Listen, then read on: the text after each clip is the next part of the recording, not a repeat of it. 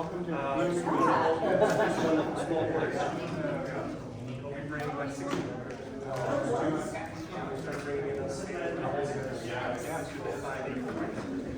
this is camp chair.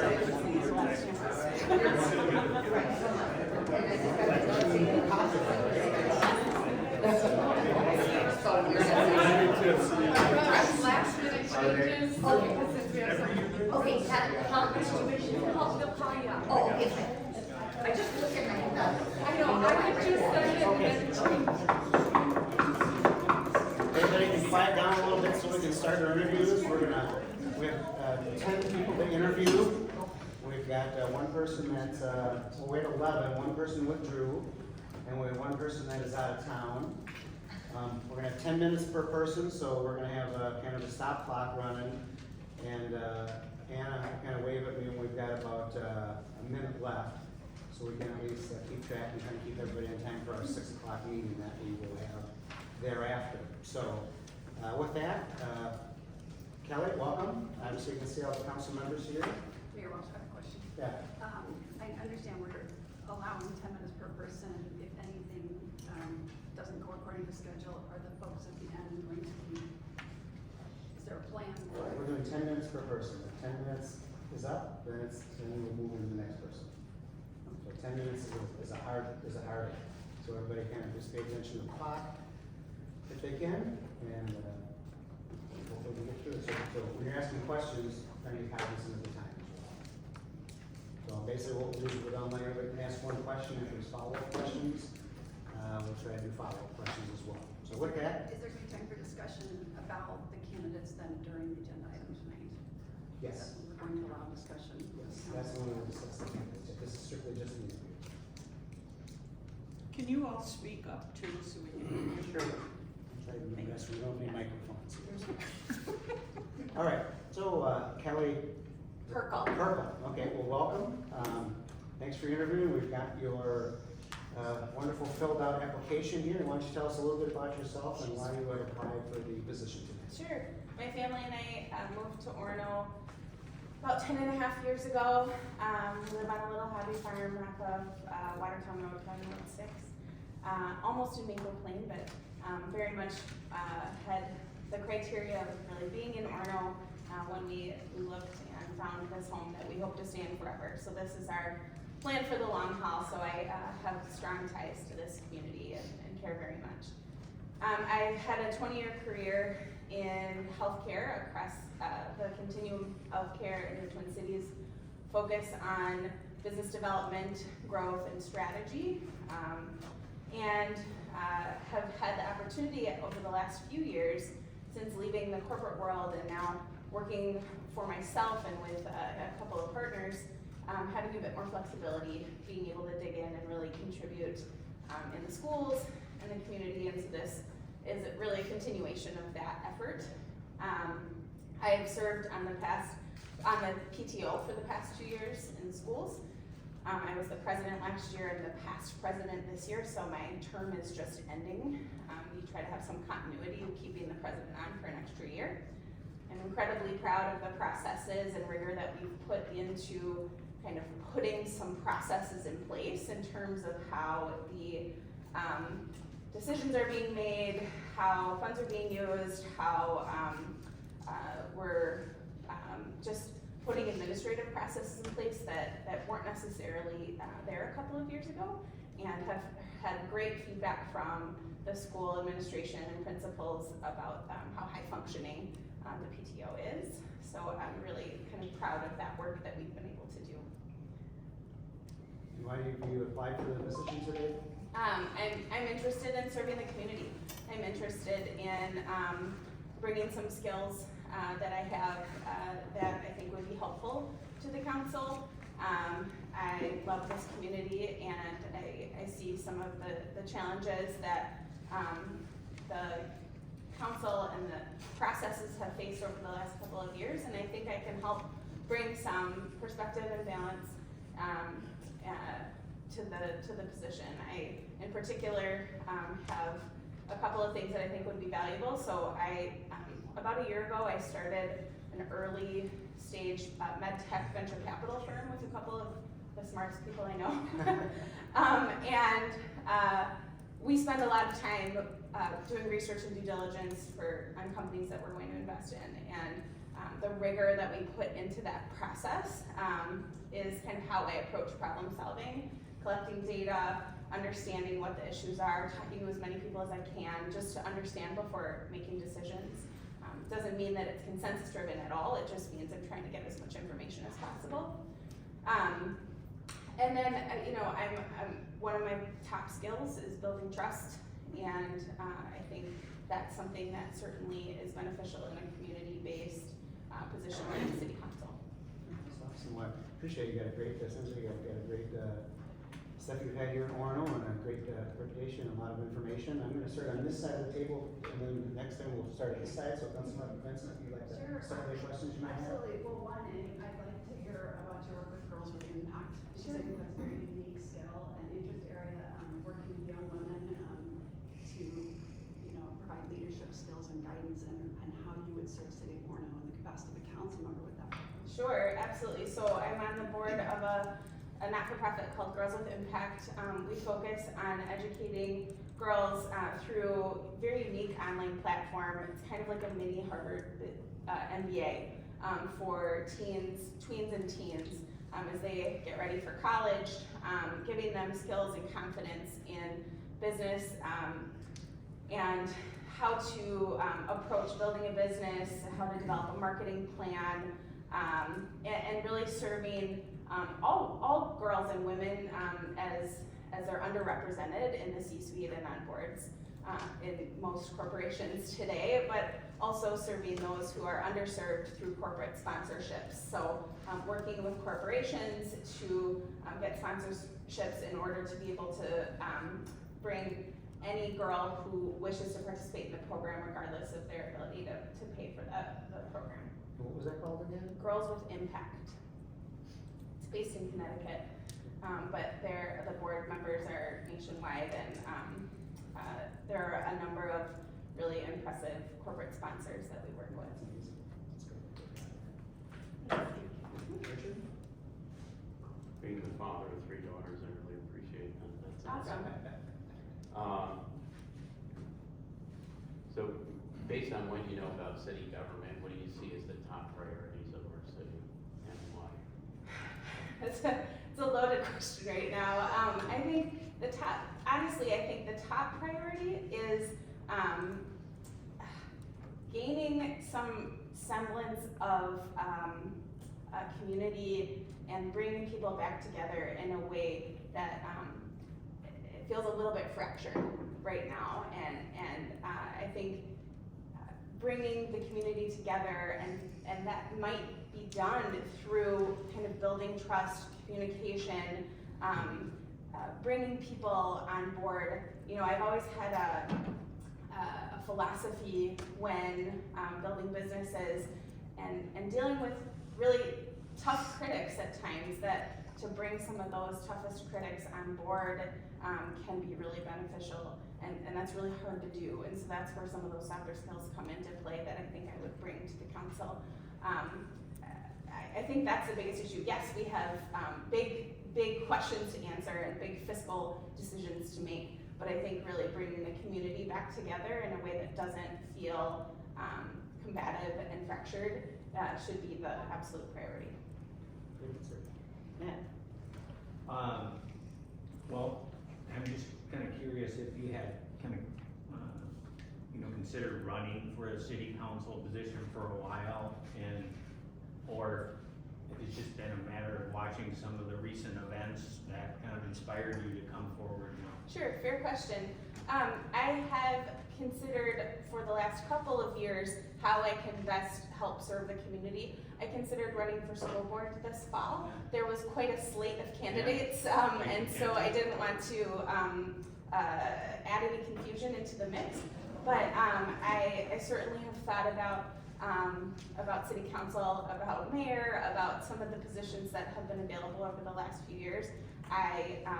Like I said, I'm very committed to this community, and if there's a way that my skill sets and experience could be helpful, I'm very interested. So I've considered it for quite a while, but I think the impetus to actually throw my name in the hat, first application in, is because of some of the recent events and really seeing that the need is there. Awesome, I'll go to a follow-up question for Councilmember Benson if you have one. Just building upon the first question I asked, how do you see that interest that you've had in young women serving you on council and in the community? Absolutely. I mean, I think being a great example for my kids and for others in the community, that, you know, women should serve in positions of power, and that we should all have the desire to serve our community in whatever way we think we can have the most impact.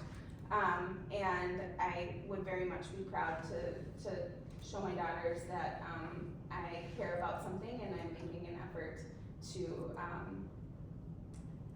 help serve that and bring that to fruition. Appreciate that, thank you. Well, 1 minute left. Do you have any last statements for the council? You know, I know timing's gonna be tight, and so, I think I'm just gonna go ahead. Oh, I do have a question. Given that there are 4 of you, how will the decision be made if it's a tied vote? Well, essentially it'll be the same kind of decision up at the council. Somebody would make a motion, somebody would second it. If they agree, we take a vote. Okay, And the first vote, that would be 3-1, or 3-1 would be the person who would be appointed. okay, got But it. if it was tied, But if it was tied, then that motion would fail, and you'd have to make another motion for Someone else. Okay, got it. Thank you very much. Good Appreciate question. that. thank you. Thank you. Thank you for your time. Change the name here. No. We have an order.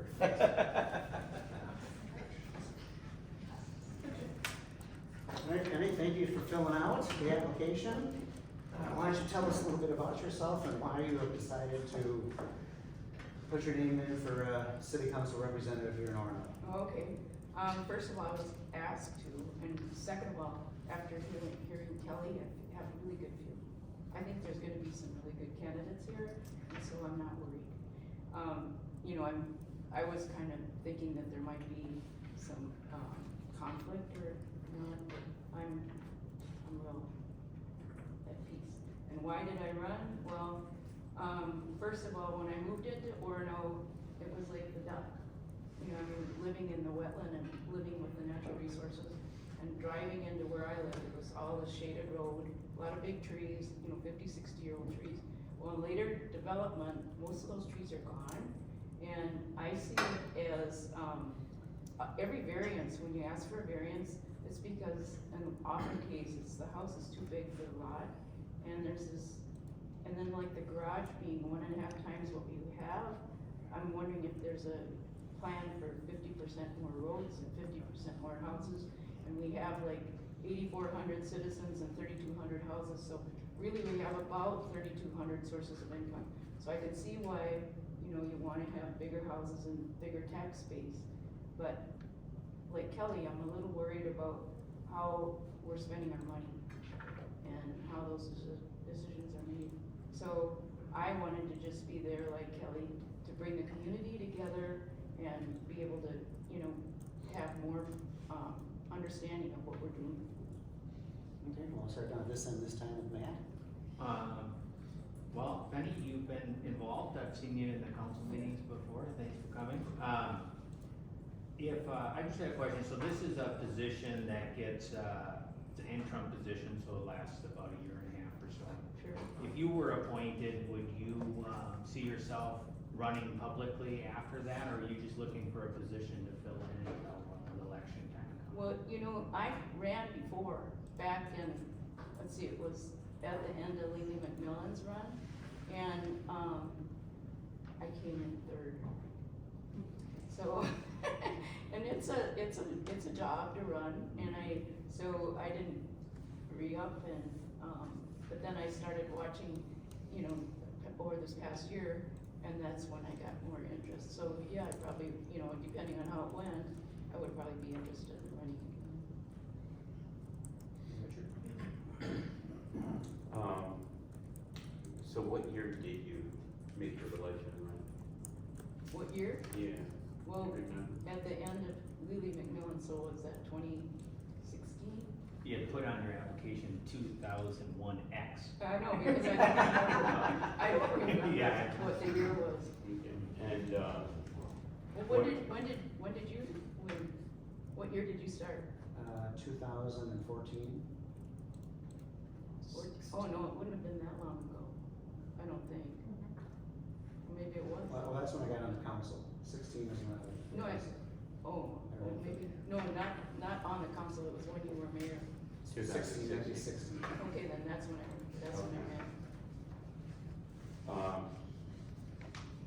What, previous community involvement have you had in Orono or another city?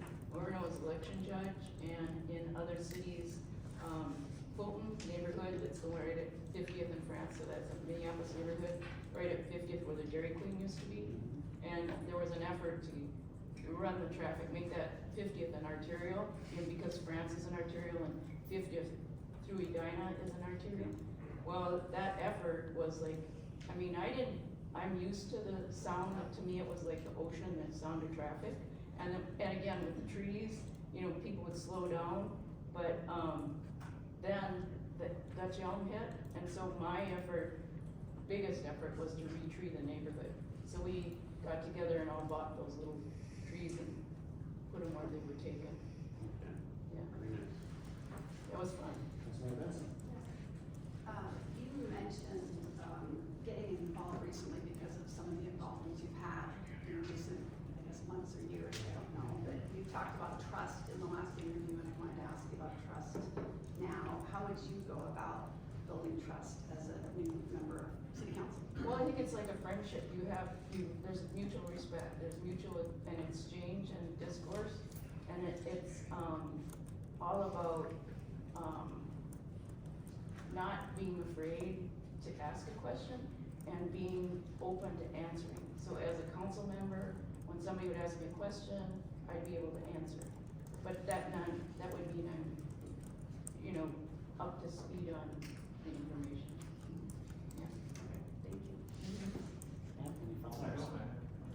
Well, I guess I have one for you. What would be your top priorities that you would see that you wanna take care of, and your top two that you wanna get solved here or taken care of from your perspective? Well, it might be too late at the fire station, because, so many people, like the volunteers, I've heard from the volunteers that they're gonna stay at Long Lake. And I used to be in insurance, and I see a risk for us to have an unproven, service on day one. And so I see our rates going off the roof, because that's how they base, their rates. And when I moved to Orono, there was a question of what our rural, what our status was. And now I see that it's urban, but it used to be rural. And they always ask, where's the hydrant and all that kind of stuff. But, so I'm a little worried about how we'll be perceived within the insurance market, and also just that peace of mind. Right now, I don't think twice about the, fire service protection or emergency. My mom used it a lot. I was at your house, so. Yeah, the police were there a lot, and, so, I mean, I feel real good about the service. Now, do you have any other priorities? Just budget, yeah, understanding the budget. Richard? Any follow-ups? Councilmember Benson? Sure, I'd love to hear more about your thoughts on land use and land management, land storage. Okay. Your thoughts on that as a member of council. Well, it goes way back. I see the Met Council as being like a very strong pressure, unelected pressure, they're kind of appointed, but they're saying, you need to do this and this and this. But like, what happens is they're looking at surface, and, I look at what happened to White Bear Lake, all of a sudden their water dropped. It's because the development northwest of White Bear was using their aquifer, and all of a sudden, there's not enough water for the lake. And things like that are really hard to correct. And, so I think it's thinking about the natural resources as it's a treasure, and we can't just tap into it. And like, it bothers me a little bit every time we use a wetland, because half this, I used to be an architect, half this cost is in the ground just supporting the land. If you could get a real, solid piece of land, you wouldn't have to spend that kind of money. And also about the natural resources, and water, and then the way our houses are getting so close that the views are getting cut off. And I appreciate being able to drive like along 15 and have nice views, but there's nothing between me and the water. But oftentimes now, when you drive into a neighborhood, the old views aren't there, then the shaded canopy is gone, the houses are closer together. But, I mean, people are still friendly, and I think that's hard to break in Orono, because that's what I feel is that there's a lot of friendly people. I mean, there's a lot of interest in community building. With 1 minute left, do you have any final statements for the council? No questions? Or? Questions? Or No. questions? I just feel really good because I've talked to a couple people here and then listening to Kelly, I feel really good about whoever you pick, and, Yeah. I'm happy. Okay, I'll continue this. All right. Thank you. Michael? Lee's gone? Yeah, Lee withdrew, so. Okay. Yes. How do you do? Good, how are you? I'm pretty great. It's been a long time since we've interviewed you. Yeah, a We couple appointed weeks. you to the Parks Commission. Right, yeah. So anyways, why don't you tell us a little bit about yourself again and why you want to be on the council on this application? Be happy to. I'm a retired CEO of a publicly traded company. And I had been involved in certain aspects of the community in Orono, back in the late 90s, and during the time when some of the four mayors that are writing letters to us were all part of it. I'm somewhat of a contemporary of those people. And I got so busy at work, I really had to back away from the community stuff. And the idea is when I was done with work, when I had retired, I would come back to this, and being a part of the city council would be my high priority. It'd be the main thing that I'd be working on. I mean, I'm really interested in trying to find out how I can help do a number of things. So I guess with respect to my background, that's kind of it. If I had to pick my characteristics that would benefit the council the most, it would just simply be part of what's been talked about already, communication skills and in talking to people who might be frustrated with how things are going, and just finding a way to craft that dialogue in a way that we could diffuse some of the stuff that's happening today. Okay, well, I think we'll start down on this end, Councilmember Benson. Sure, you do mention, and you said again just now, your communication skills, you said stabilizing force to aid the council and communicating civilly with the community. What responsibility does a council member have in their part in communication? I think it's one of the main things, to be honest with you, because if you can't, council's here to serve the public, and to the extent that the communication between the public and the council gets frayed in some way, it takes away the effectiveness of the council to establish its agenda and execute on it.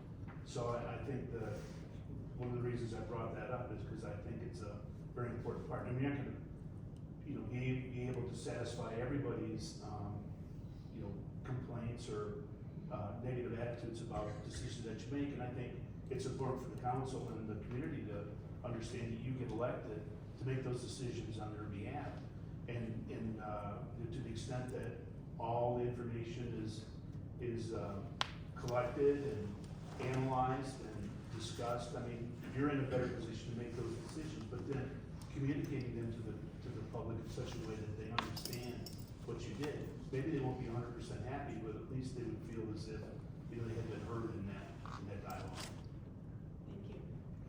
Thank you.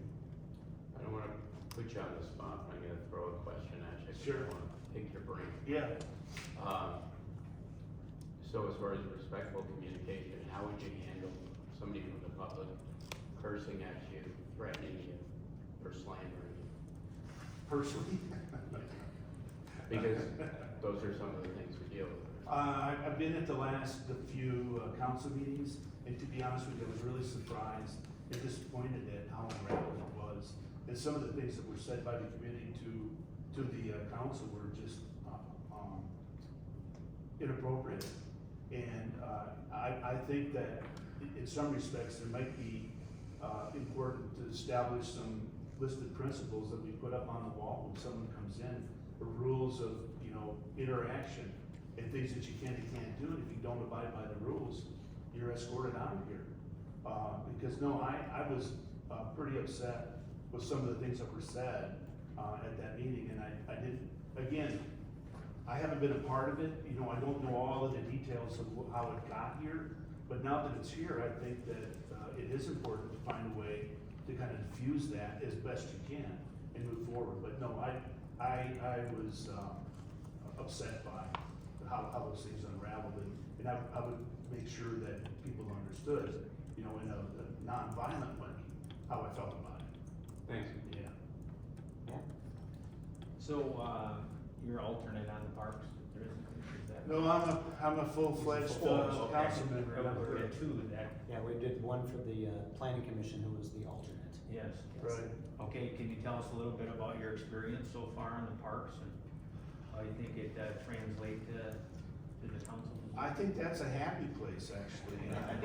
You know, I really do. I was part of the Parks Department, you know, 15 years ago, and it was just before the Parks Commission was dissolved. There was a Park Commission, and I was a part of it.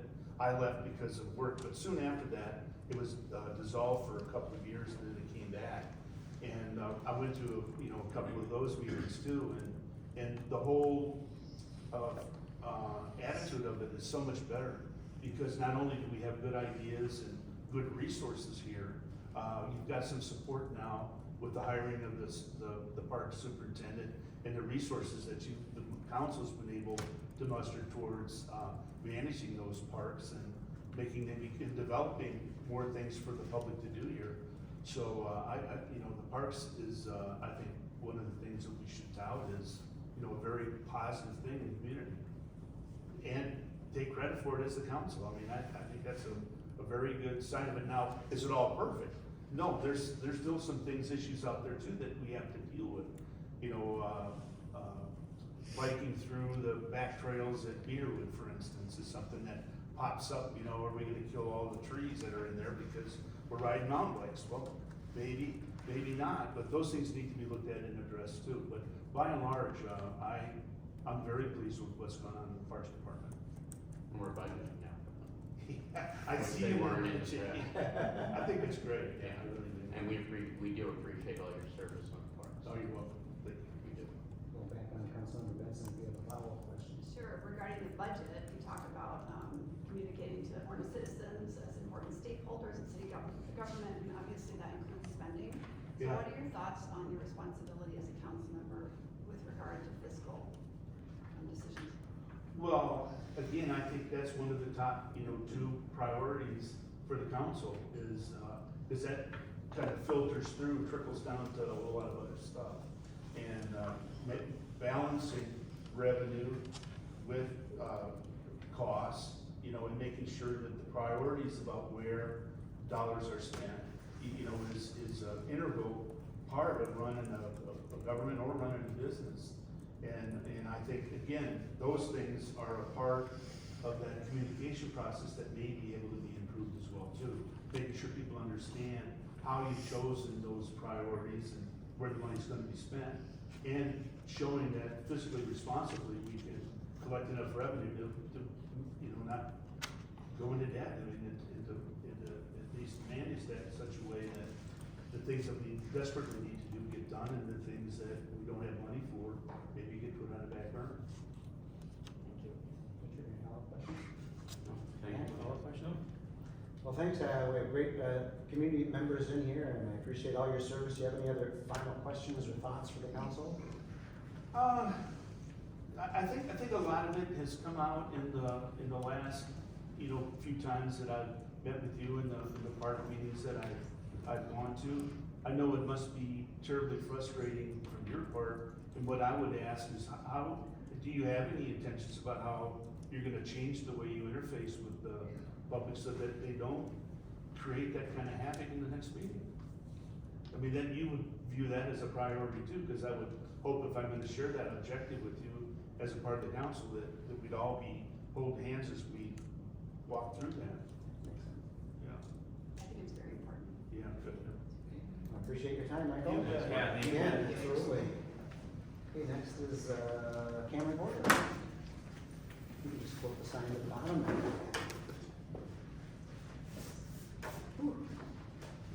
Hello.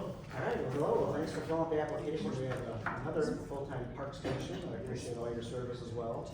Why don't you tell us a little bit about yourself and why you've applied for the position? Sure. So I moved to Orono about 8 years ago, 2014. My wife and I were looking to start a family. We had a condo in Minneapolis, and it's just not quite big enough to start a family. So we moved out here, found a nice place in the lake. So we enjoy recreating on Lake Minnetonka, have a boat and a beach, and just enjoy the resource that Orono has to offer. Love the space, the greenery that we have, which is why I joined the Parks Commission.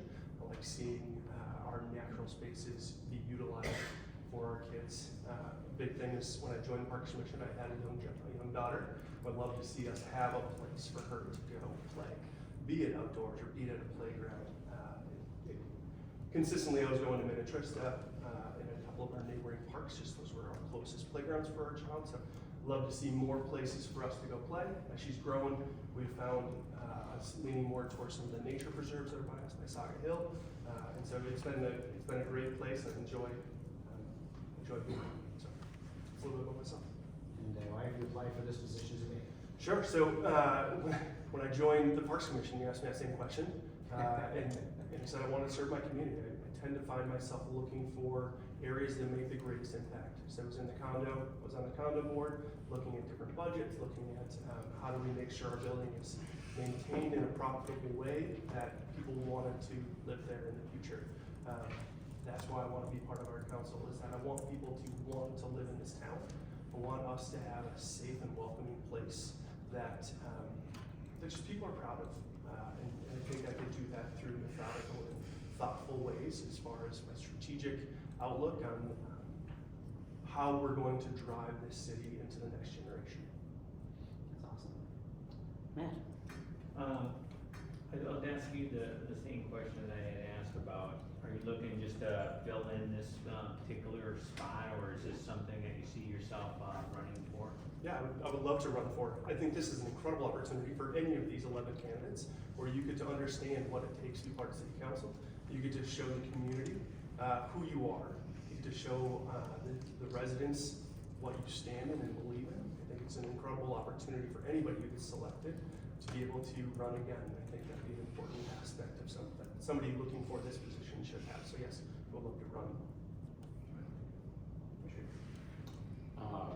What do you think are the greatest concerns facing the city for the next couple of years? Yeah, I think taxes is, like you asked a resident of any community, what are our taxes, what do they go for? I think that's our greatest concern, not necessarily one of our residents. And I think proper planning is the big part of that. We know roads are gonna die, we know sewer lines are gonna die, we know we're gonna have to maintain our infrastructure, be it a works facility or fire stations, so we know we have to invest in our community. And proper planning, 5-year, 10-year outlook is the best way to do that. And so I know that this council has taken up a lot of those initiatives, and so I just would love to continue that part of our fiscal responsibilities, just so we're not constantly taxed with, hey, this came up, hey, that came up, more of a reactionary spending, but actual thoughtful planning, so our citizens can plan for what's coming in the future. That's great. just sort of a follow-up, and then maybe I'll have my own as Yeah, well. sure. Do you feel that the city's been reactionary in spending? No, actually, I do feel like, I have a perfect example of pickleball, like where a lot of residents have asked for pickleball. And so we had to go find what we could do about pickleball. That was an incredible learning opportunity for me and the Parks Commission to say, okay, how are we gonna do this as fast as we can? The residents are asking for it, understanding there are some residents who might not want it, some residents who want. How are we gonna afford it? That was a very reactionary understanding of that situation, in my opinion. And it's been great to go through the process to understand and listen to the residents. Still think, the residents are asking for it, but the speed at what we process that isn't fair to the larger residents because it costs money. And so, there are other ways to manage that. Football specifically, there was a lot of donors who were looking for it, but overall, how the city's run, we have a budget for parks, we have a budget for roads. These are long-term initiatives that I think are important that we budget for. Totally shifting gears. Yeah. What part, if any, or what place, I should say, does humility have in public service? I think that's a great example of what I just had. I think me offering learnings of pickleball is, we're not perfect. We are constantly learning. I think you'll find, this is when I started corporate America, however long ago, I had a boss who said, it's gonna take you 6 months to feel confident in your role. I'm sure you're there now, but it probably was this freak thing when you first joined of, wow, what am I doing every day? And I'm sure whoever it is, this is gonna have the same thing, myself included, where it's like, what does this all entail being on city council? None of us know fully who are sitting behind me, and I'm gonna have to learn. And there are gonna be mistakes made by any of us, and I think that's up to us to own what we have said, what we have achieved, what we have gone through, and humility is a big part of just being a human. Thank you.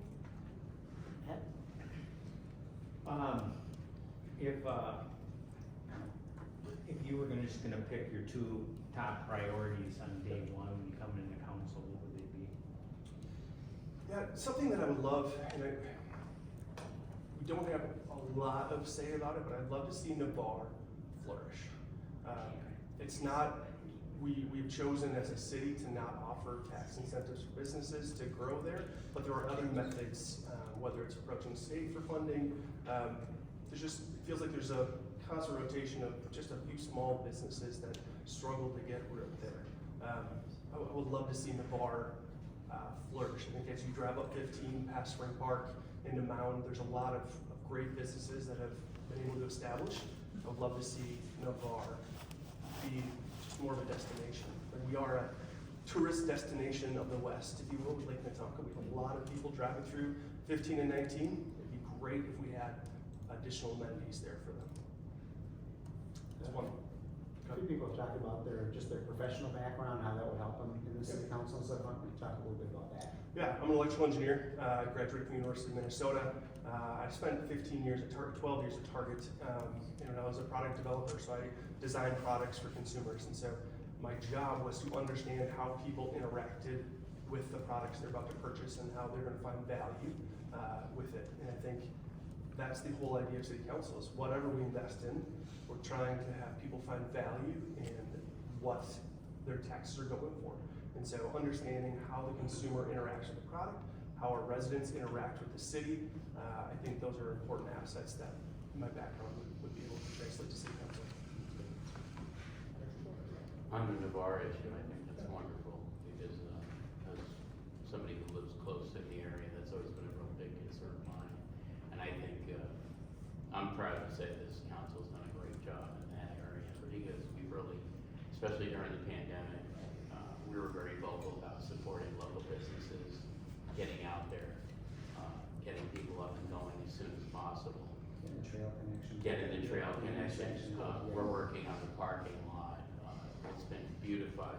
I've been there since '05, and it's night and day compared to what it used to be. In the intersection, just even updating the And intersection. having the narrows finally be able to expand outside a little bit and improve that business because they were held back for years with the city consistently telling them no. And all those business owners, I think, are pretty pleased with what's going on. see it flourishing.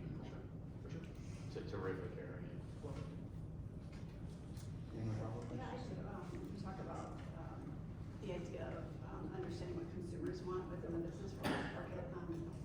It's obviously, different. Of course. In the city, but in that vein, you can't conduct, maybe market research or focus groups for the city of 8,000. So how do you feel about citywide surveys? How important are those to you? Yeah, I mean, I think you did a lot on the Parks Commission, running different listening sessions, giving people the ability to voice their opinion. I think you'll see in my application, I talked about giving people that access. I think the coffee with the mayor is an incredible opportunity for people to come ask the questions. I've always felt like I could approach the city council, I could approach staff with any questions, and I would encourage our residents to do the same as well. A survey, I don't know where to start. I think I've had the same conversations about parks. If we were to ask the citizens, are you in favor of pickleball? That wouldn't have led us to the discussion that was so hard about the golf course, because it wasn't vetted out. We didn't really have questions to ask. So I think it's, you have to really understand what questions to ask to be able to make it a useful survey. That'd be tough, but worthwhile. Thank you. 1 minute or so left. Any further questions or thoughts? No, I've Leave us with? had the opportunity to meet most of you. Actually, never met you, Councilman Johnson, but I'd be happy to join the council, and I look forward to it. And honestly, I was excited when I saw 11 people join. We have an engaged community, and I look forward to hearing your decision. Thanks for your service on the park.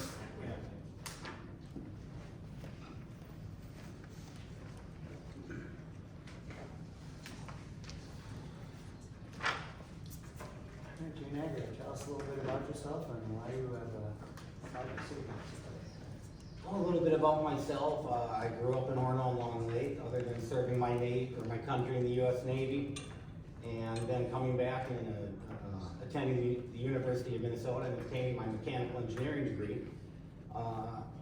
I've lived in Orono or Long Lake, and I went through Orono High School from the beginning of my career to end.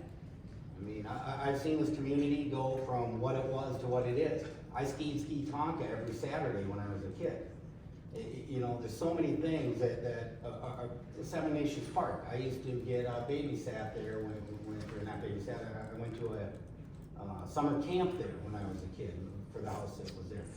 I used to ride my bike up to George's store up on Stubbs Bay. I used to go to Ed's Trading Post every Christmas to get a silver dollar. I'm as much as this community or a product of this community as anybody here. And I've already spent time serving this community. I delivered Meals on Wheels for 18 years out in Mound, out on the island, and I served as a planning commissioner and city councilman as well.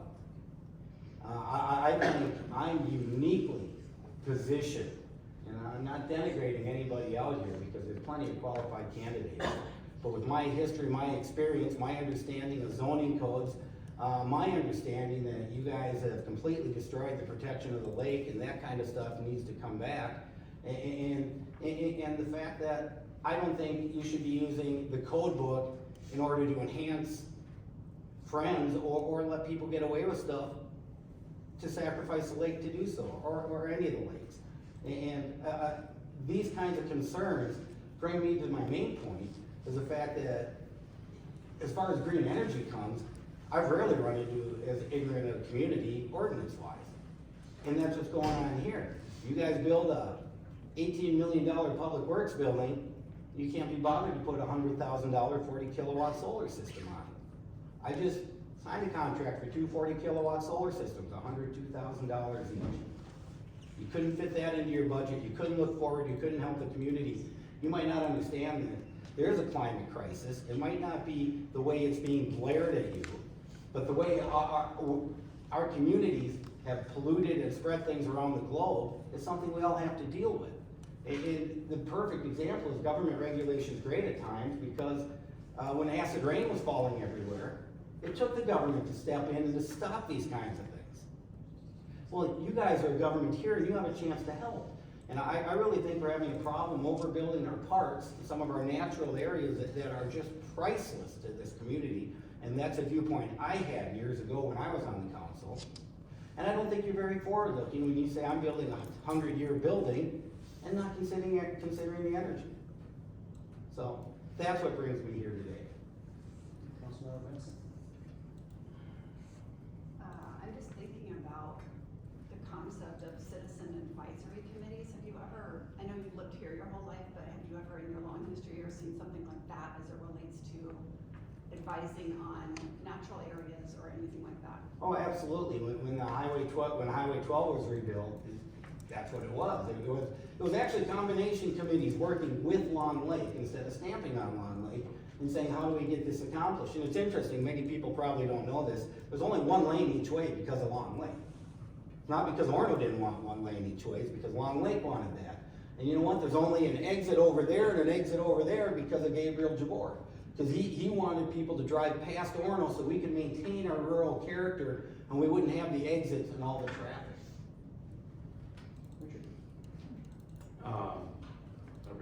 I appreciate the respectful manner that you have tonight, so I wanted to thank you. If you were appointed, what would be some of the first steps that you took as a new city councilman?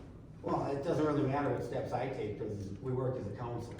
And how I would act personally, the things I would deem important is I really think our lawyers need to be changed out. Our lawyers lie in court, they're rude, they leave people in jail. They can't be bothered with state statutes when they're prosecuting things. And right now, we got 5 active lawsuits against the city of Orono. 5 of them. One of them for $110,000 over this little park sign. Where's our lawyers saying, you know what?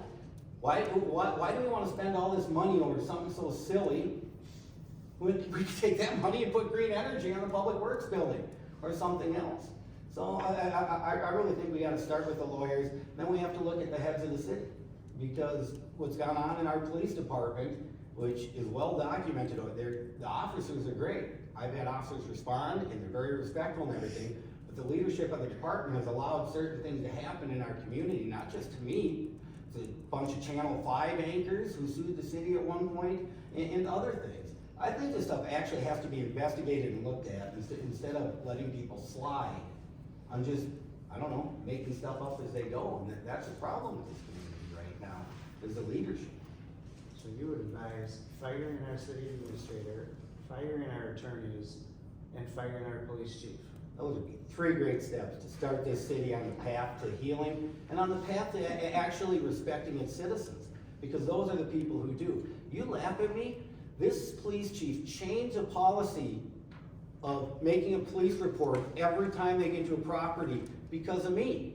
Now there's incident reports. I have a police file this thick over property complaints, some of them which you filed, false police reports, some of them which you filed, which never should have existed. Why do I have a police file when I've never been convicted of a thing or done anything wrong? I simply tried to go green. That's not me. That's the chief of police allowing this to happen. And like I said, he changed a policy afterwards, once he realized what had happened. But you think he would acknowledge or recognize it? Not at all. You know, I am interested in energy and energy preservation and how do we become more efficient. What's the best way to offset people's perception that it costs too much money to be energy efficient? That's a tremendous question. I just want to say, first of all, the only reason there's energy efficient lights in these buildings is because of me years ago, when I brought it up to the city and the city went through a lighting retrofit. That's the best first step. It's cheap and it's great. The problem is, like you said, this big upfront cost. Well, my client had a choice. He could have a 25 kilowatt system and get a $5,000 rebate from Excel Energy for one of his buildings, or he could build a 40 kilowatt system and blow off that $5,000, and over the 25-year life of the system, subtracting the extra cost of that 15 kilowatts, he's gonna make his company $120,000 plus. I can prove this to you in documents, and I've got plenty of clients who will say he's absolutely right. You have to be forward thinking. You have to understand that not only prices don't stay the same. When I give an estimate, I give, at today's prices, here's your payback. But you know what? Prices go up. And I've been doing 4% per year, which is really low.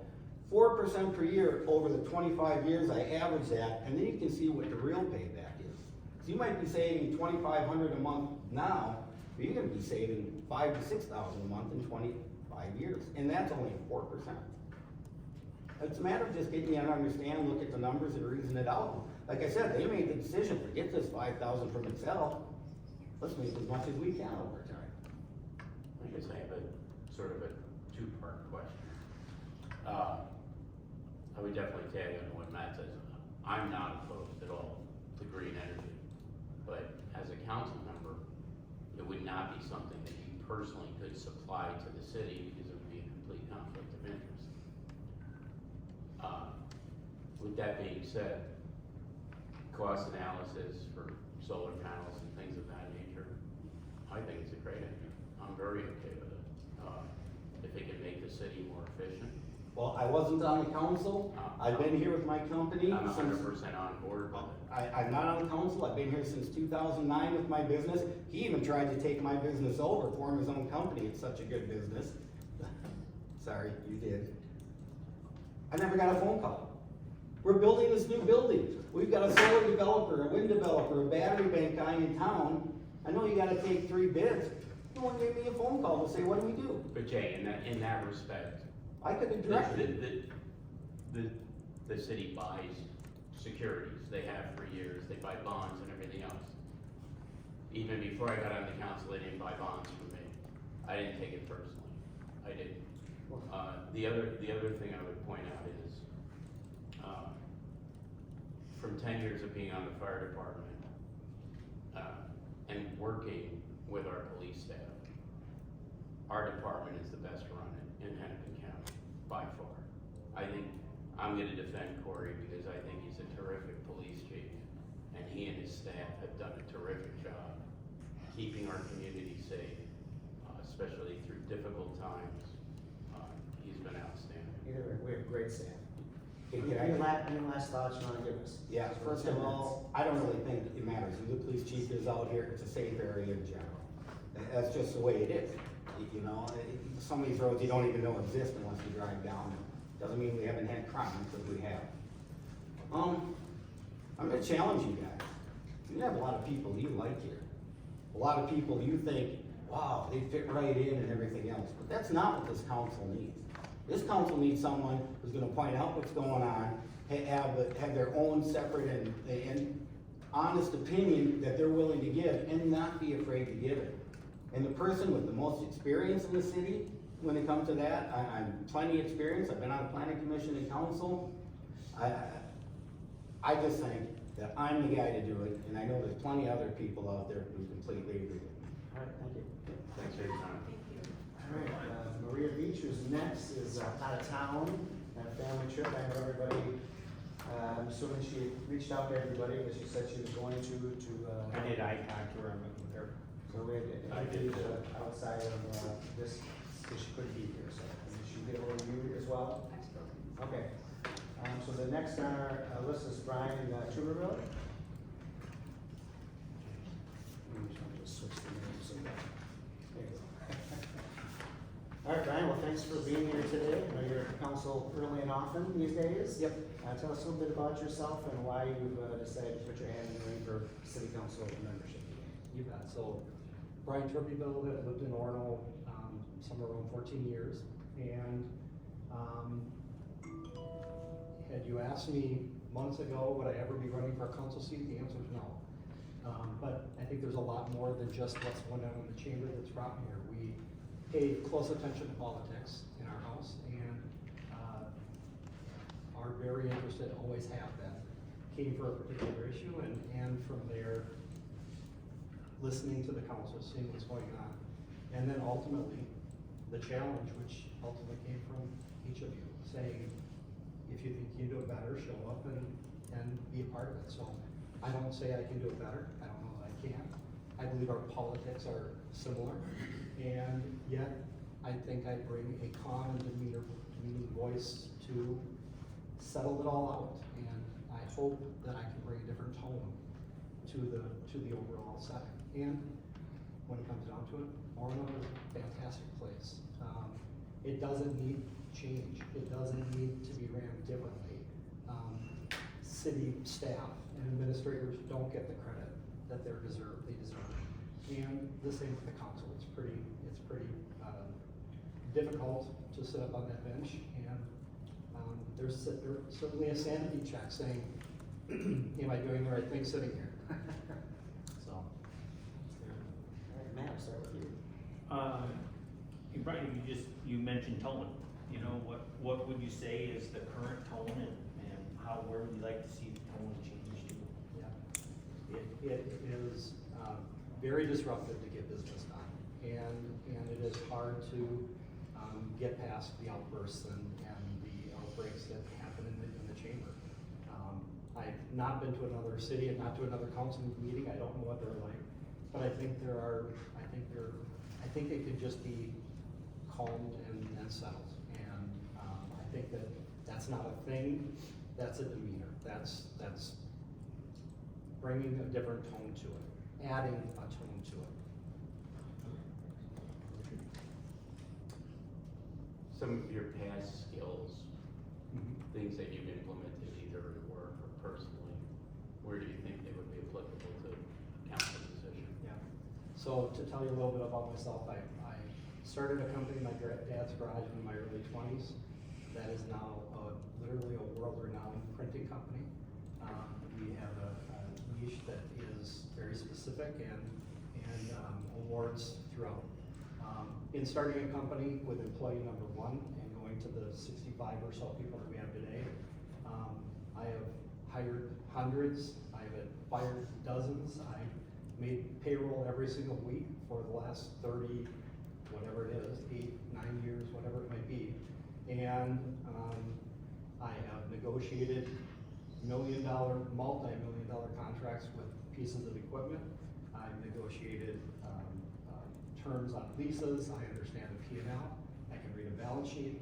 I understand fiscal responsibility, and again, the council and ultimately the city has those things in place, and it's now just a matter of maintaining. Thank you. Councilman Benson. Sure, you mentioned in your application that additional community outreach, including a public meeting of Fire Station 2, was a major concern of yours, and I wonder if you could just speak to that. So coming to my first meeting and then going from there, that first meeting, and I don't know if that's when the whole conversation of the fire station started, but it's really what brought us back week after week. To learn more about it, to understand more, and to feel that the community has the amount of input. I would just hope to bring more community awareness. I spoke at the last meeting and said something to the nature of, I really don't know if it's the right or wrong move for Orono to implement a fire station or a fire department of their own. And I would like to bring more community outreach and hear more of what they have to say, and ultimately bring that all together, make the right decision, whatever that is. And I don't have enough information to say what that right decision is. Thank you. Any follow-up questions? Do you have any advice on how we can improve our communication? Boy, that's so. Brian, come on. Yeah. More postcards? A different voice, a different tone, a different face, and a blend of what that is. Mr. Johnson, you sit fairly unscathed, and the direction of the tone comes to you guys. And boy, I don't envy the position you sit in, and I don't wish for the same. I'm not here for that. I truly hope to be able to sit next to you and change the demeanor. And again, I don't know that it's a thing that I can touch and feel. It is my personality that I bring every day. Richard, follow-up questions? No, thank you, Brian. Councilman Benson? Sure, so much business background, and I just wonder how running the city is different from running a business. I don't believe it is. I think it is a matter of understanding people. I think my number one skill is reading people.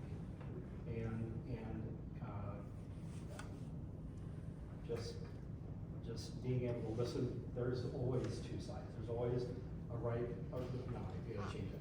It's never a right or wrong. It's in my business career it was, what's the decision, what's the risk versus reward, and which way do we go? And at some point, you make take all the facts that you have in front of you, and you say, that's where we gotta go. And you can be paralyzed with no move, and that's the wrong decision. But you also can't risk it all. So when you have to be able to weigh out that difference, and I think I have it. In business, as today, I come prepared. I have my packet, I'm ready to be seated. I've studied what's on the agenda today, and I'm ready to help. I'm ready to join, and I'm ready to serve. That leads me to any last thoughts or questions for us with that statement? It's pretty good last. That was pretty good. I don't think so. I really appreciate the opportunity. Thank you so much. I have one more Okay, question. one more question, okay. As long as nobody Yeah, else. no, go ahead. How important is outside consulting? And I don't know if you've done that in your business. I don't agree with it. I think consultants have a place, and I think it's never a no, but I believe, at some point, if it becomes too personal, too close, it may need to be settled in, but generally speaking, I don't and have not used it in my business, and I think you have to be able to rely on your own thoughts and knowing what you know about the situation. A consultant coming from the outside is reading off a sheet of paper. They don't know, they know what they can see on paper, so it's not what I believe. Thank you. Thank you, yeah, I appreciate it. That brings us to Lauren. If you could just change the card, move her to the bottom. Thanks, Lauren.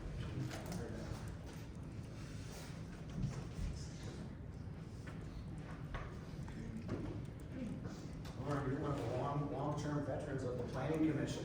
We still use your statement all the time, the clean slate. Yeah. Remember that? Yeah, That's no, like- yeah, it's important, that when, back to that concept, when, developers coming in with a clean sheet project and, look, when they start to ask for variances, it's like, have you tried to get this thing to fit? We've got certain codes, as people have asked to respect the land and the lake. Clearly, variances are special, and you need to work hard to not have those. So, I know we're getting a little the weeds, why don't you tell us a little bit about yourself and why you applied today, then we can get back in the Sure. weeds on. My name is Lauren Schulze. I've lived in Orono for 32 years. I have twin daughters that are now juniors at the University of Minnesota. Went to Orono schools, K through 12. They went through it for math or something. Yeah, they're really math. smart. One of Really them's smart. at Lawrence Livermore doing a internship in physics.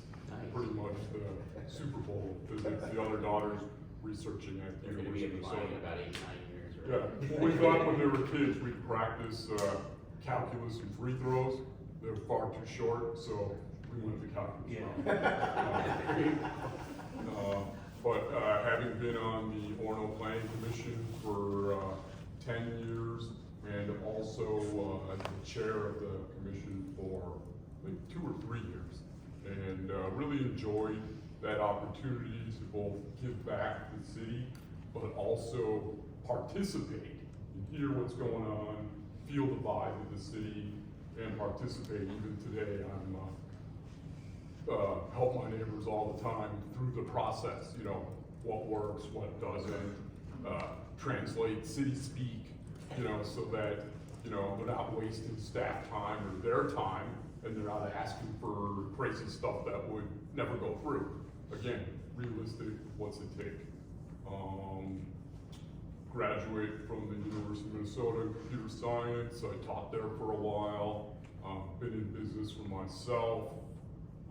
Did a startup, sold it, and now I'm a senior engineering manager at Honeywell Aerospace over by the University of Minnesota, responsible for a staff of about 75 with a nice nine-figure P&L.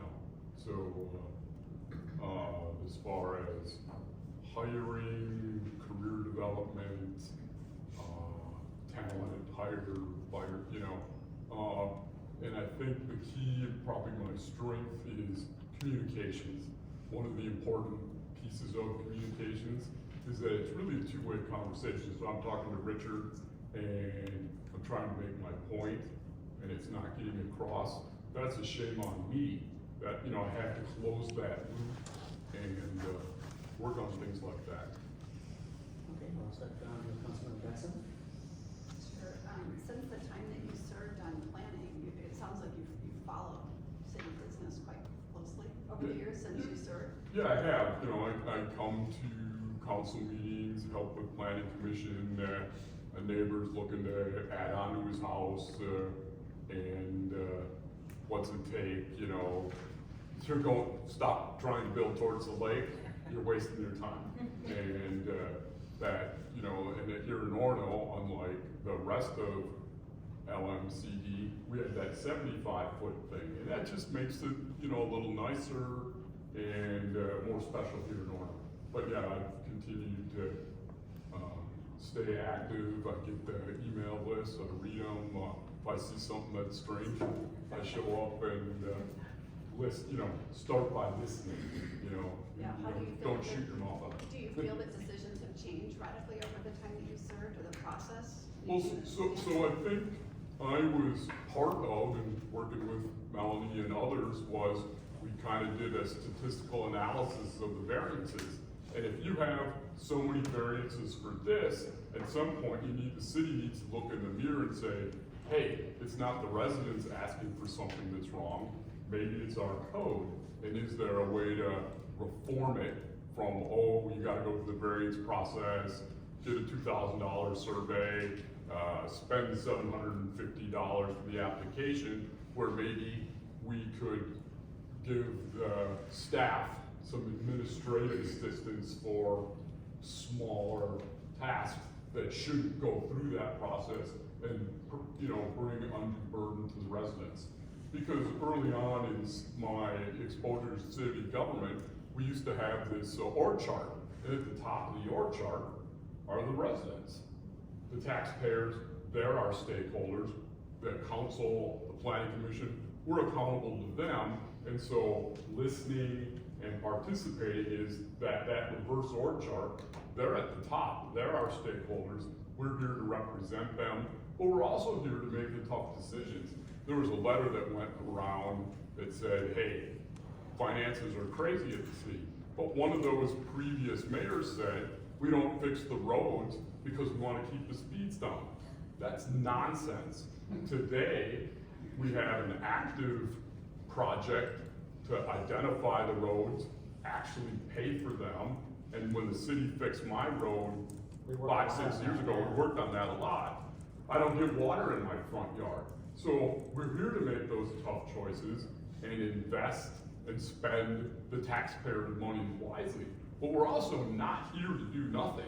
We have to do something, but we have to spend those resources wisely. And penny wise, pound foolish makes no sense.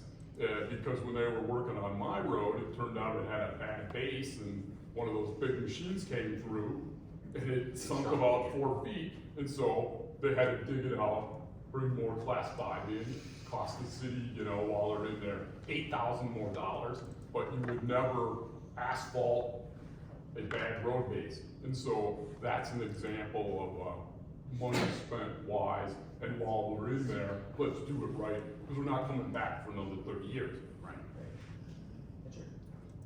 I want to first start by thanking you for your previous service. We truly appreciate it. You were always a pleasure and a thoughtful person on planning, and very kind. So I appreciate that. I like your thought process, and I guess more, I'm not asking, I should ask more questions than making a statement. I like Lauren's thought process because I think that's the way our council has looked at things, is if there was various variances coming in for one item, then if the code doesn't necessarily make sense or it's not applicable anymore, it's something we need to change. And then we tapped onto that and we created the code review committee. That's why we did that, to start Yeah. cleaning up the codes, bring the prices down, help kind of get people through the process so it doesn't have to come to us. And I know we worked a whole bunch because Orono used to never do any curb. And yours one of the first few ones where we said we need to control the water as much as we Yeah, and I offered the $8.09 a foot. I came here and said, can I buy it? I need 92 feet and Right. I'm But that was part put of the my own skin in process. the game, Yeah, exactly, let the yeah. contractors up front to make sure we did it correctly. Yeah, Do it right you know, the we first worked time. with, you know, Adam when he was the Public Works Director, you know, to make sure any of the things we talked about, all those red lines showed up on the plan, because you have to dot the i's and cross the t's, because if it's not on the plan, it's not getting done, you know? We know that, yes, that's Yeah, for sure. yeah, and one of the things I had shown here as my interest is digital infrastructure. I think it's as important as sewer, as it is,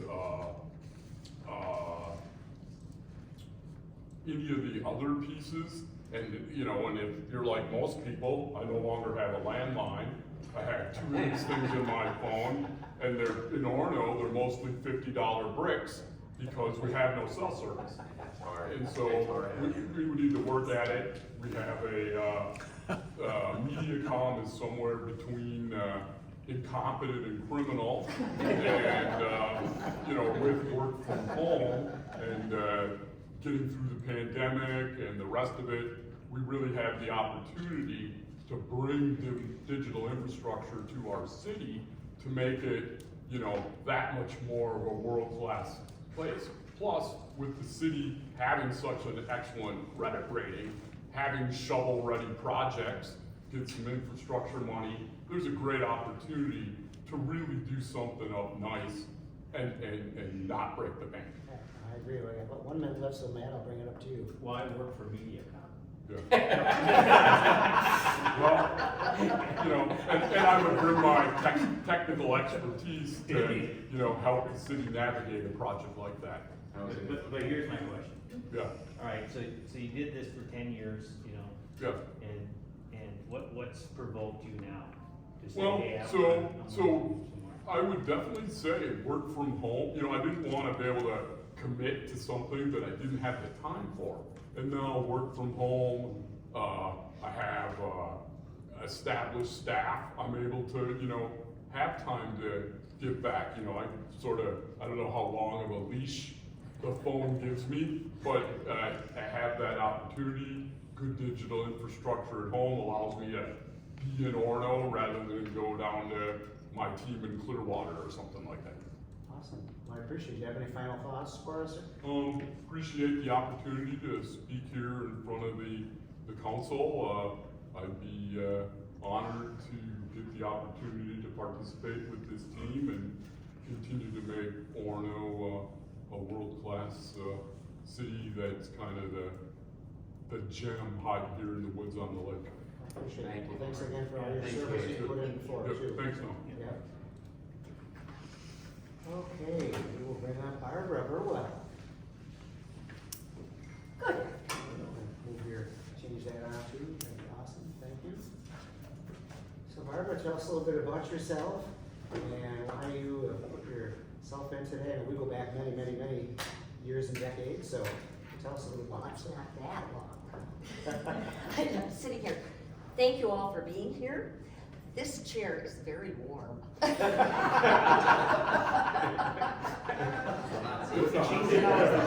I'm thinking, boy, I'm in the hot seat.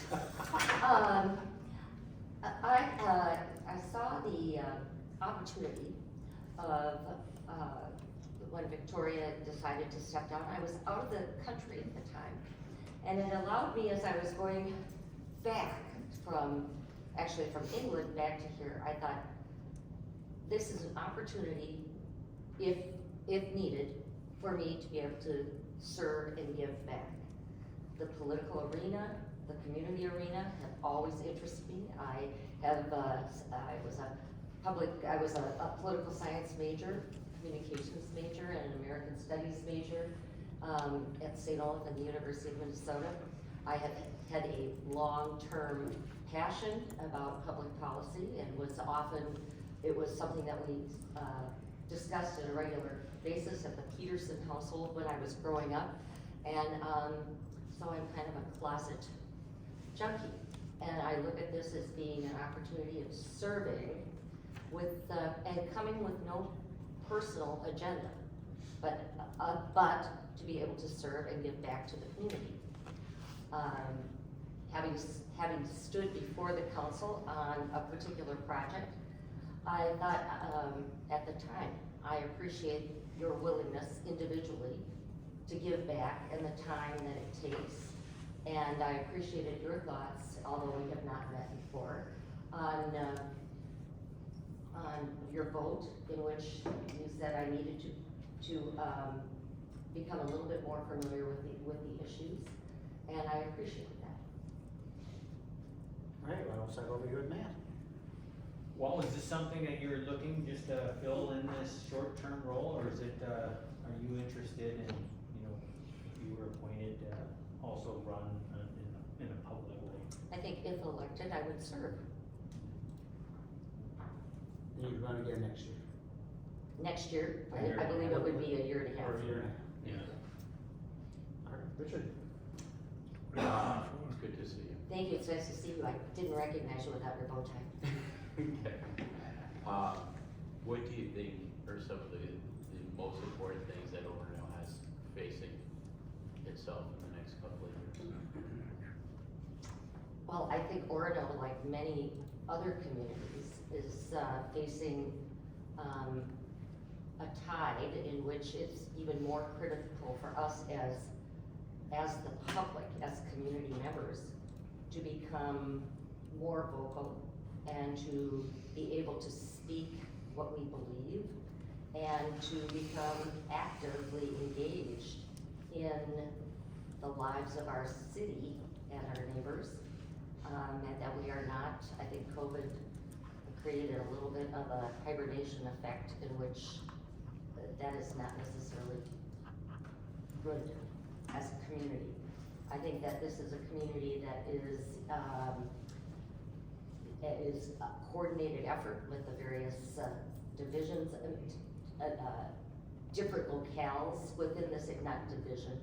But I think that this is also a time in which the council needs to exercise compassion, coordination, communication, and an effort to bring people into this building because you are wanting to hear what they have to say. Thank you. Councilman Benson. I'd just like to continue along those lines, since you're already there. What is something that you would do, a concrete step, or what might you propose beyond council to further engage the residents of Orono in city business? Well, I think that question is answered a little bit more specifically with the specific topic, because not every topic, this isn't just a universal, there's got to be more of a coordinated effort. So I think one of the things that I have observed, and I like the comment earlier by the candidates in which the word tone was used. I think that there's this isn't a scary place. This is the people's place. And this is where the process takes place. And more importantly, you can look at the big wide world, but it starts right here. And so whether it's in the classroom of our students in learning the governmental process, or it's getting out and literally showing the citizens of this community, this is how you can participate. I see that as an election judge. It's an honor to serve, just as it is thank you to our veterans for serving, but it's appreciation. It's knowing the process. I mean, thank goodness for Melanie. She shows you the process. She does, and she is so smart. We agree. We have great staff. We do. So if you were on the council, what would be your top 2 priorities that you'd like to kind of focus on? Probably the first one would be world peace. And I have a great concern over safety, and the safety of the neighborhoods, the safety of our roads, safety of our schools, safety of the community. I think it's been mentioned before that one of our treasures is the lakes, and the fact that we are able to have a sustainable effort, and at the same time promote it and put out the welcome mat. I think one of the things that we are unique in the sense of, as we sit here at this council meeting, or this council hall, this isn't, where is Orono's downtown? To the process of, where's, Navarre, we know. Navarre. Yeah, so, exactly, we're gonna send him to Navarre, but,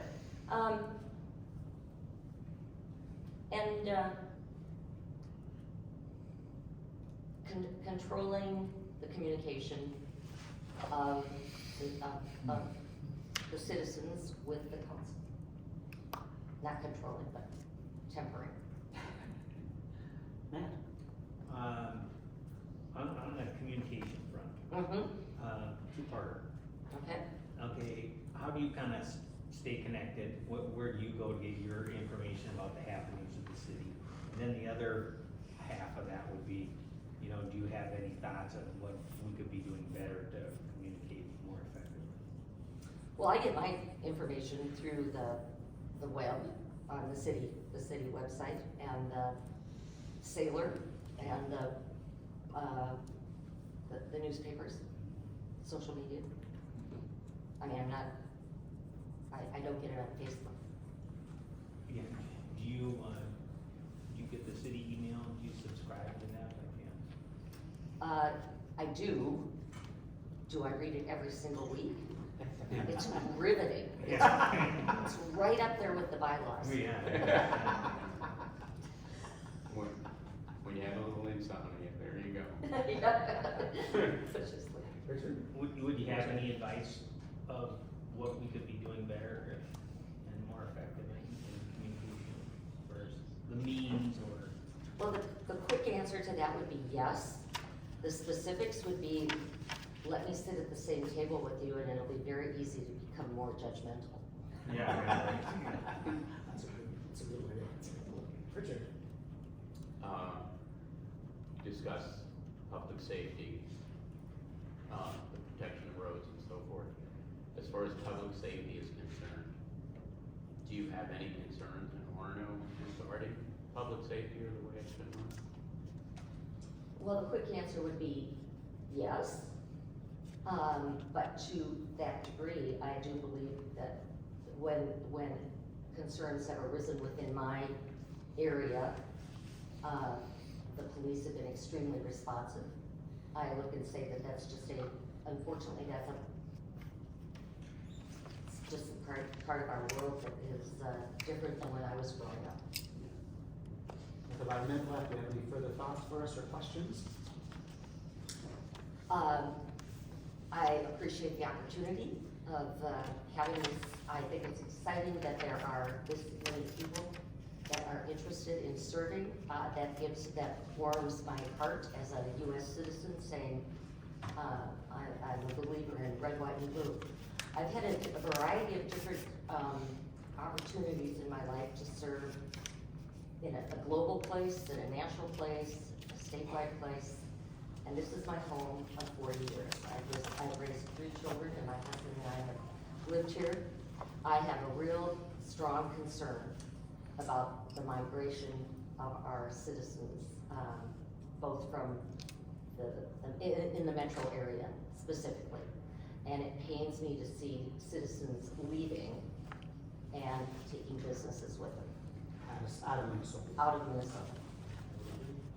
So that would be, safety and migration would be one of the things that I would be interested in. All right, well, thank you for your time, thank you for coming. Yeah. This is one, just, with your travel schedule, is that a concern? You've No, mentioned a lot in of fact- travel, I just thought I would. No, I should, I mean, it was just one of those, the opportunity and finding out why this happened. When you were across the pond, I couldn't figure out what happened at the council, but I was able to find it. But no, this is, in being able to, look at this, this is a good time for me, because we have moved our businesses, and my sons have left the state. And, I have a number of other obligations that are now coming to a close, and this is a good time. And so therefore, I thought I would step up and say, if I can be of service, this is a good time. Thank you. Thank you so much for applying, Barbara. I cooled off the seat. Thank you.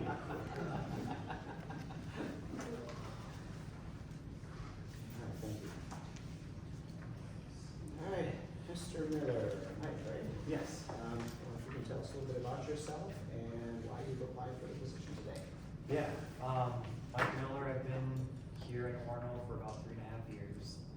I actually grew up in Minnetonka, Excelsior area. So my family came from there. I'm the oldest of 6 kids, 5 brothers, 1 little sister. We're all still in the area. My great-grandparents were buried across Long Lake. I've got a lot of family still in the area, so very much entrenched in the Orono area. Something that drew me to Orono was the public school system, so something that I very much appreciate all the work that's been done prior to this. So, truthfully, I jumped in because I've got 2 boys, 3 and 2 years old, and I wanted to be a part of their journey here in Orono as well. And thought I'd throw my name in the hat. I honestly, hearing everybody else, I feel not as qualified as everybody else, but I'm really excited just to even have the opportunity to speak with everybody, and kind of learn more and get my feet wet with what being a city council member is, or even just being more part of the community. So, I've been in technology sales at a local company, SPS Commerce in downtown. I've worked with various different types of scenarios, helping to develop new individuals in their career paths, as well as working with businesses and negotiations and stuff like that. So just working with a lot of different types of personalities. Graduated with a psychology degree. Haven't really somewhat applied at times in work, but mostly in my marriage at home is probably where I apply it most. But yeah, very excited at the opportunity to just speak with everybody and serve my community. Well, I appreciate you taking the time to do that, for sure.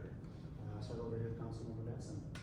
Sure, so with younger ones at home, obviously you're thinking about the future, living in Orono, and I'm wondering if you have any thoughts on that earlier topic regarding green energy or renewables and how you see that unfolding in the city of Orono. Thoughts on that? Yeah,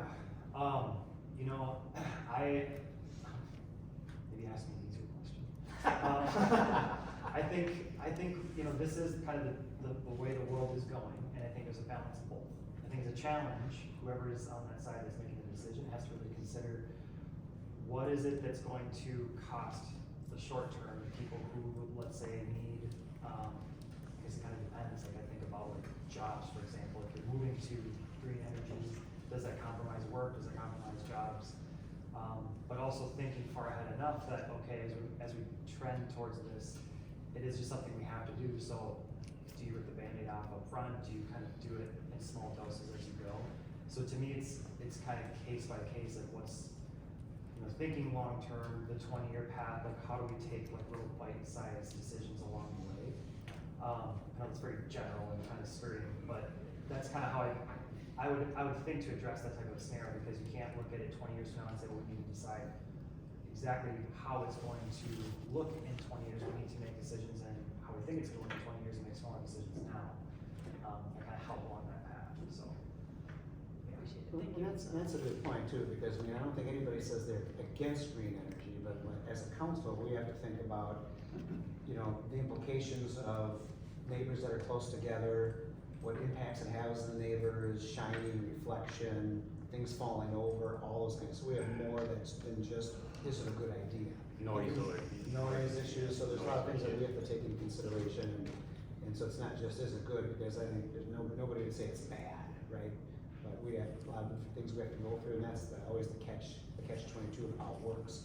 So I appreciate it's a complicated question. So. And I think, like, I drive a truck right now, and I love my truck, but I know in the future, like, this truck is probably gonna be a dinosaur and pushed out, right? Like, those are real things that I'm thinking about, like, just some of the small, like, real life examples that go on. Like, this is something that at some point I'm gonna likely have to evolve into having more of an electric combination truck, you know? Like, these are things that we would decide as a city council, like, what sort of things do we see farther down the road that we need to make those decisions for now? It's just kind of inevitable, but not compromising a lot of the current state issues and what's going on.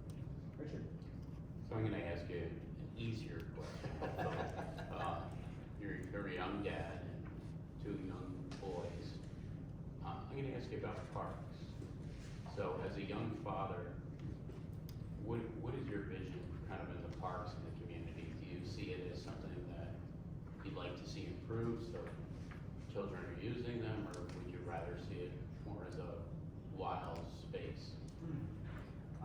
That's a good question. I think I do like parks. You know, they're 3 and 2, but you know, in the future they're going to be 15 and 16, so they might not want to be jumping around the park. So to me as a dad, right now, parks are important.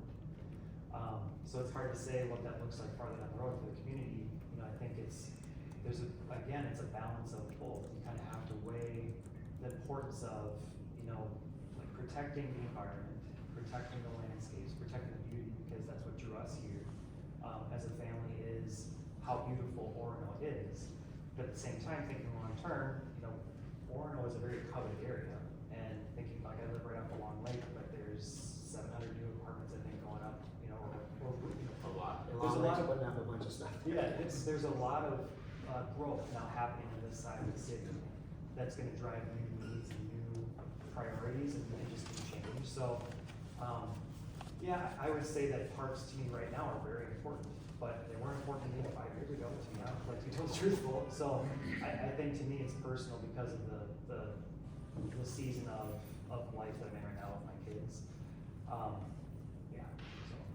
As a council member, though, it'll be something you have to consider, even if you Absolutely. didn't have children. Absolutely, yeah. Thank Yeah, you. I've been thinking about like, you know, thinking about holistically the whole community, what is important to them. I think a lot of that happens in the trenches when you do meet with people and you do spend time with people and understand what are some of the important things to them. You can't really meet every single person in the city, but you know, spending time there, getting an idea of what is important to me is where I want to spend a lot of that time to understand more too. Thank you.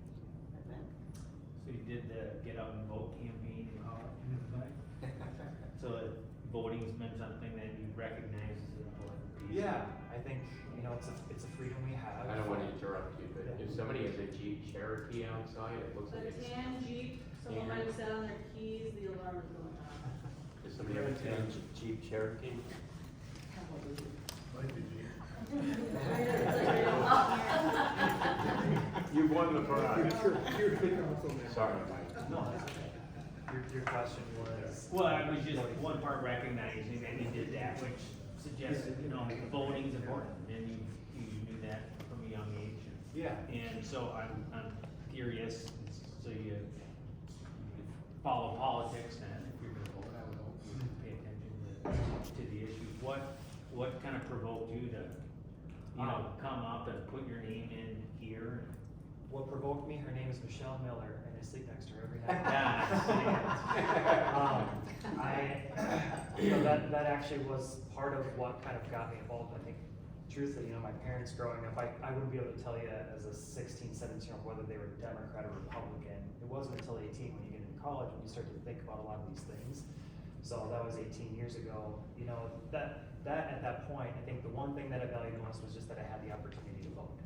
And I think everybody has the opportunity to vote, whether, it doesn't matter what, even if you're gonna be independent, whatever, like any sort of like aisle that, or side of the aisle you're gonna be on, I think that's the most important thing, is that you have that right, that freedom. Not everybody has that. So yeah, I was vocal with my friends, I was vocal with, you know, those who I knew, and wanted to get out there and just make sure that people were aware of it. Don't forget, like, that's kind of the biggest thing, is just forget. Any follow-up question, Councilman Benson, before last 10 minutes here?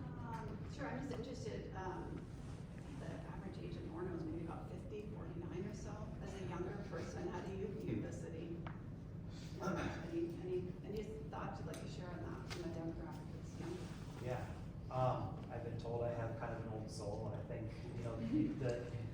50 years old. Right there. Yeah, it's important to hear, you know, from everyone. They're gonna have wise things that they've experienced that I haven't experienced, but for me coming into the role, I would love to listen, I would love to step in and help serve. That's what the role is to come in to serve the community. So how can I do that? I would learn from them, I would spend time just understanding what some of the core issues are, which I think any one of us can do, but I think it's just kind of putting it to action. Just, you know, I like the idea of having some kind of community events where we do have the opportunity to come together. Like Kelly had mentioned, like some of the fractured community, addressing that I think can happen with just something really simple, getting the community together, spending time speaking with, or just hearing from some of the community and local members.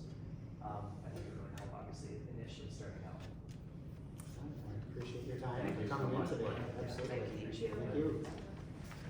All right, well, that concludes all of our interviews today. Now we got a few minutes left, so I think we'll just use that to kind of get the room back and organized and. Just out of curiosity, did Maria Veach, did she submit I mean, could you read her bio, just for those of us that don't know it? Yeah. Is that possible? Was that, No, Yeah, she was in. I think we each had one of them, so if anybody wants Maria's who wasn't here, who did talk with all of us. That's it. Long-standing Orono name. Anybody else want one? And I think it's online too. yeah.